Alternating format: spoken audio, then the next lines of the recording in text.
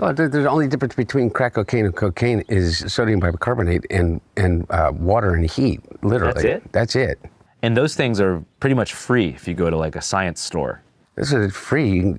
You can go to your neighborhood convenience store and just get.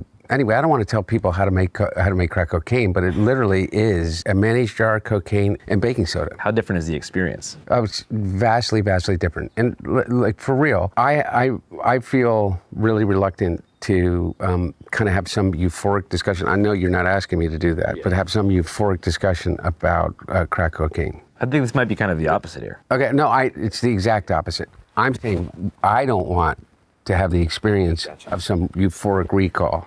That's how powerful crack cocaine is. This is Hunter Biden, the son of former President Joe Biden. And you would not guess who saw this video.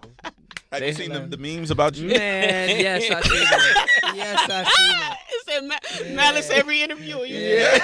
Uh-huh. Yeah, but the truth is the truth. Yeah, right. Yeah.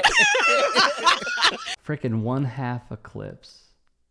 Pusha T, man. He saw the Channel 5 interview with Hunter Biden and quote tweeted that video and wrote, "Deep." There's a thing about crack that is really insidious. And what it is that anytime, I think one of the reasons that they believe that smoking cigarettes is so addictive is because it combines three really important things.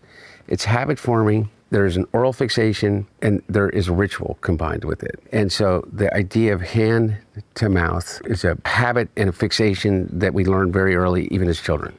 With a pacifier, with a spoon, with your thumb, to breastfeeding. Okay, so I don't want to get into the psychology of it because I'm no expert, but I do know this, is that you combine with that ignition, combustion, and then you combine the ritual. You have your cigarette in the morning, you have your cigarette when you get out of the car, you have your cigarette with your coffee. Crack is that on steroids. It's over and over. There's ritual to it. There's a ritualized part of it. The combination of all of those addictive behaviors together becomes like really powerful. And the drug in and of itself is a more immediate euphoric sensation and connected to it than, in my experience, cocaine alone. Does it require more frequency to maintain the high? Yes. And the capacity to use more than you could otherwise with powder cocaine. There were a lot of reactions to this interview. From Axios, in his first interviews since the 2024 election, Hunter Biden would deny President Trump's insinuation that he used coke in the White House and said the Dems' response to his father's infamous presidential debate performance, or lack thereof, was overblown. Oh, let's get into that. And he also went after George Clooney. What right do you have to step on a man who's given 52 years of his effing life to the service of this country and decide that you, George Clooney, are going to take out basically a full-page ad in the effing New York Times to undermine the president? He had a severe case of COVID, and the pictures of him getting on and off the plane were just devastating, and then the vultures descended. My dad grew old in front of everybody's eyes, Hunter would acknowledge. But he said that despite the fact that someone may have lost a step, they could still have the mental capacity to continue to do the job. So very quickly, as you all know, I cover the intersection of sports, music, and politics. I am infatuated with those three industries. To see them come together with Pusha T tweeting above the Hunter Biden clip where he knows, because he raps about it, along with his brother Malice, who arguably is the better lyricist out of the two, seeing them come together once more and being like, he's on to something, because I know about this, because I rapped about it. I put it in my lines. You all know about what I did in VA. It is just hilariously gold. Gold. On top of that, Let God Sort Him Out is going to be the best album of the year. I know we're 7 months in at this point. Nobody's going to top it. Tyler has a project coming out. Other artists have had projects drop, or they are going to drop. Nothing is going to top this. And the press run that they went on was immaculate. Going everywhere. From the New York Times to a podcast that is a little lesser known, or a lot lesser known. Sirius XM. And then a podcast that has a niche audience. And Pusha's always going to be Pusha. Another dope MC who is unafraid of going after anybody and everybody, because as he said in that New York Times interview on Popcast, I just don't like folks who rap that are in, I don't like folks who can't rap that rap and are in that category. Explicitly calling out Travis Scott. Saying, you cried in front of me, you died in front of me. Speaking about what he saw and how he can expose Travis Scott. And also how Kylie Jenner doesn't need him anymore. You don't got to pay her bills. She outgrew you. She has $1 billion industry, $1 billion company. And then talking about how you're lucky that when you cried in front of me and died in front of me, and Calabasas took your soul and your pride in front of me, that I didn't leak the video that would set you back eons to TMZ. So be it. In that New York Times interview, he also called out, not necessarily called out because he was prompted the question, Kanye, a literal Nazi. He said, outside of music, we don't connect on anything. Nothing. And he said, I've talked about this. It's been that way for a while. True. It has.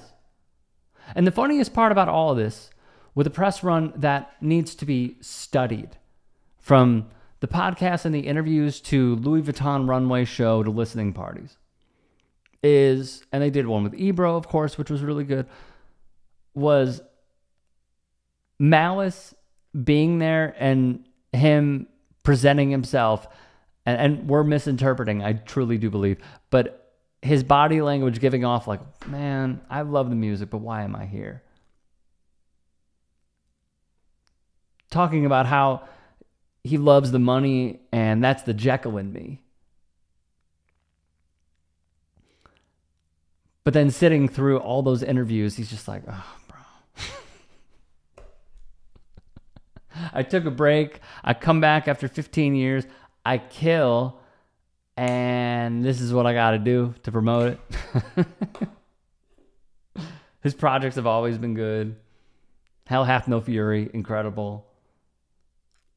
I'm hopefully going to see them in Chicago. I really, really hope that I get to see them when they come here. Bears opening night, but I will probably go because it's a must-see show.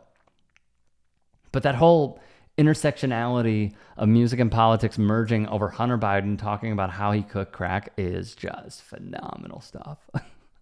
Now, on that topic of Hunter Biden.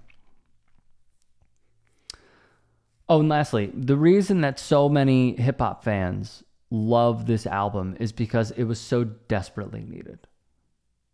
We haven't had something like this in a hot minute, where just bar for bar, not just anybody, but brothers are trying to outdo each other. It's just, it cleanses my soul, man. All right, so on the Hunter Biden stuff, here's what I'll say. Going after like George Clooney and talking about how, vultures and people just descended upon us after seeing a bad piece of video. No, bro, that's not it. He is a good son by sticking up for his dad. I think anybody, if we were in the public eye, would do the exact same thing that he is doing. Albeit, this is not the reality that we're living in. We know this because we saw what was going down not only ever since he took office, but Hunter is right. He aged in front of everybody's eyes. Yeah, that's why he shouldn't have run again. And the Biden team should not have run the playbook for the Harris team, where she had some okay points in the beginning, and then she capitulated to some billionaires and Uber executives that are in her family and Mark Cuban. Like, bad, stupid, wrong, bad. But for him to say, like, you're coming at our neck, George Clooney, I truly feel like They probably had a conversation that he shouldn't run, and the Biden family did not care. They did not listen to anybody. So then the Dem establishment pulled out all the stops. That's my read on it. So be it, so be it. But what I will say, once again, is Hunter Biden is looking out for his dad. That's all that this is. He is doing good PR for his dad, but it is not truthful.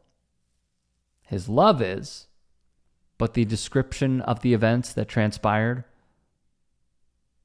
not based in reality. You should go subscribe to my new show, The Rick Strom Show. I'm going to be interviewing people from sports, music, journalists, authors, sports doctors. It's going to be fantastic. Please go subscribe. Thank you.